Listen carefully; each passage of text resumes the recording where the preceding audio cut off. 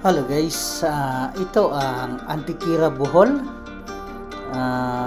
Fiesta nila ngayon, October 26.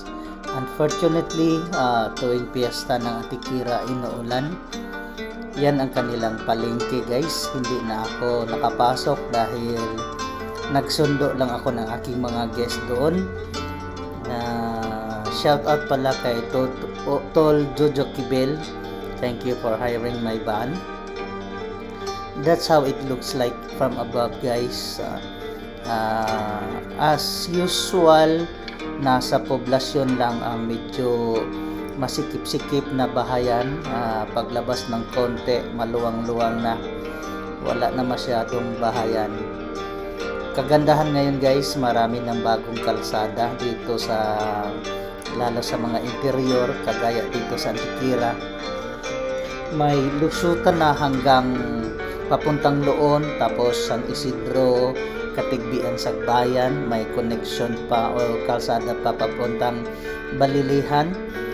Unlike those days na hindi pa simentado ang mga kalsada, mahirap magbiyahe, tsaka motor lang ng karamihan noon. I'm talking about 80s, 90s guys. Pero ngayon, 4 wheels na, marami ng 4 wheels, maganda at simentado ng mga kalsada. So madali na ang magbiyahe, mag-travel sa kasalukuyan.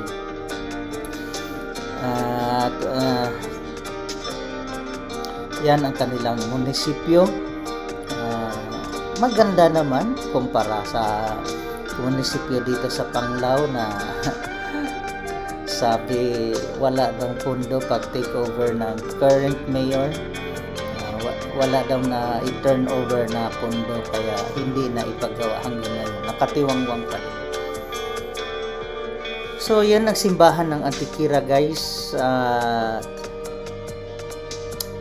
There's nothing much to see dito sa Antikira. Balita ko kasi nasira na yung Mag-Aso Falls during Lindon.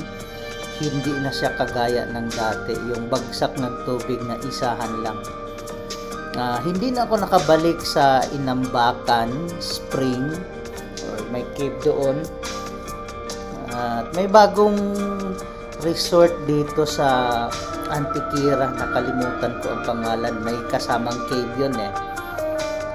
Anyway, thank you for watching guys. Please subscribe to my channel and hope to see you on my next video. Shout out kay Tol King Ray TV. Pa-subscribe naman ng channel niya guys. Thank you for watching.